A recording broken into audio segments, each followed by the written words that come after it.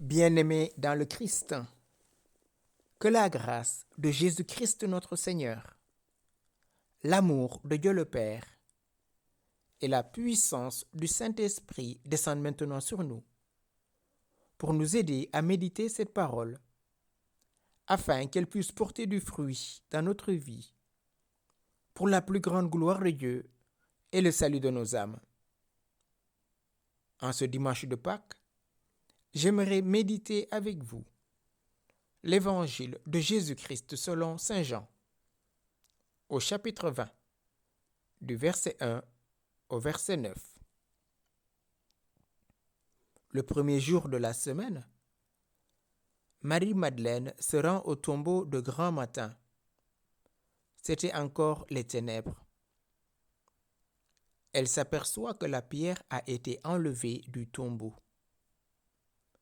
Elle court donc trouver Simon-Pierre et l'autre disciple, celui que Jésus aimait, et elle leur dit : « On a enlevé le Seigneur de son tombeau, et nous ne savons pas où on l'a déposé. »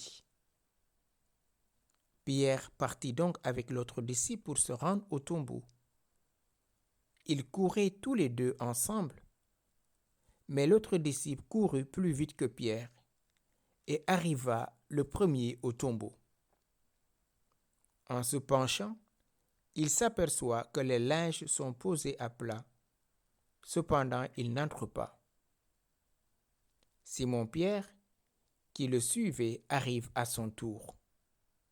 Il entre dans le tombeau. Il aperçoit les linges posés à plat, ainsi que le suaire qui avait entouré la tête de Jésus, non pas posé avec les linges, mais roulé à part à sa place. C'est alors qu'entra l'autre disciple, lui qui était arrivé le premier au tombeau. Il vit et il crut. Jusque-là, en effet, les disciples n'avaient pas compris que selon l'Écriture, il fallait que Jésus ressuscite d'entre les morts. Bien-aimés dans le Christ, alléluia, alléluia, le Christ est ressuscité. Aujourd'hui, toute l'Église célèbre la victoire de la lumière sur les ténèbres.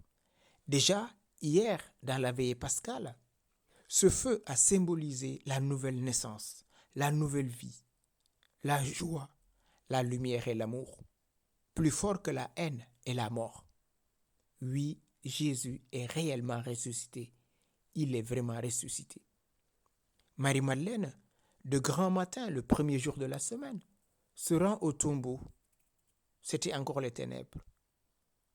Elle était encore dans les ténèbres parce que la lumière de la foi n'avait pas encore atteint son cœur pour y chasser les ténèbres de la tristesse liée à la passion et à la mort de son bien-aimé Seigneur et Sauveur Jésus-Christ. Elle était dans les ténèbres parce qu'elle n'avait pas encore rencontré la lumière véritable qui vient éclairer tout homme dans ce monde. Elle s'aperçoit que la pierre a été enlevée du tombeau. Pour Marie-Madeleine et pour les saintes femmes, l'obstacle premier, c'était le sabbat. Le second obstacle, c'était cette grosse pierre. Il fallait beaucoup de force pour rouler la pierre. Or, Marie, de loin, s'aperçoit que la pierre a été enlevée du tombeau. Donc, plus d'obstacles. Et là, elle panique. Elle court voir les autres disciples en leur disant : « On a enlevé le Seigneur de son tombeau et nous ne savons pas où on l'a déposé. » Et Pierre et l'autre disciple que Jésus aimait se mirent en route. Ils coururent vers le tombeau pour aller observer ce que leur a dit Marie-Madeleine. Pierre entre dans le tombeau. Il aperçoit les linges posés à plat, ainsi que le suaire qui avait entouré la tête de Jésus, non pas posé avec les linges, mais roulé à part à sa place. Cela montre que le tombeau est vide et les linges sont restés sur place. Mais Pierre ne voit pas le corps du Seigneur.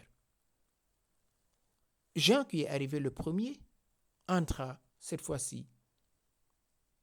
Et qu'est-ce qui se passe? Il vit et il crut. Pour Saint Jean, ces linges sont des pièces à conviction qui prouvent la résurrection de son Seigneur et bien-aimé Jésus-Christ. Au moment même de l'exécution du Christ, et encore bien longtemps après, les adversaires des chrétiens vont répandre que les disciples avaient volé le corps du Seigneur. Et Jean nous répond, si on avait pris le corps, on aurait pris les linges aussi. Et s'il était encore mort, s'il s'agissait d'un cadavre, on n'aurait évidemment pas enlevé les linges qui le recouvraient. Jean, il vit et il crut. Il entre dans la foi de la résurrection. Donc, ces linges sont les preuves que Jésus est désormais libéré de la mort. Ces deux linges, surtout celui qui entourait la tête, le suaire, symbolisent la passivité de la mort. Jésus est victorieux de la mort. Il a dépassé tous les liens. Rappelons-nous, quand Jésus va ressusciter Lazare, il dit déliez-le et laissez-le partir.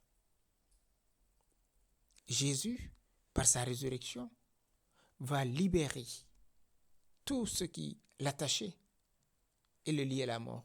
Il va s'en défaire. Croire pour entrer dans l'intelligence des Écritures, c'est ce que fait Jean. Jean, il vit et il crut. Il entre dans le mystère de la foi. Rappelons-nous quand Jésus entre dans le temple pour la purification. Cela avait créé un scandale quand il a chassé les vendeurs, les échangeurs et les animaux. Jean nous dit, quand il se réveilla d'entre les morts, ses disciples se rappelèrent qu'il avait dit cela. Ils crurent à l'écriture et à sa parole. Jean chapitre 2, verset 22. Et Jésus, à plusieurs reprises, le dit, quand je serai élevé de terre, j'attirerai à moi tous les hommes. Quand le Fils de l'homme sera glorifié. Jésus est vainqueur de la mort. Et Jean continue en disant, jusque-là, les disciples n'avaient pas compris que selon l'Écriture, il fallait que Jésus ressuscite entre les morts. À 3 reprises, Jésus annonçait à ses disciples, nous montons à Jérusalem, où le Fils de l'homme va être livré. Mais c'était difficile pour eux. Et ils se posaient souvent la question, mais que veut dire ressusciter entre les morts?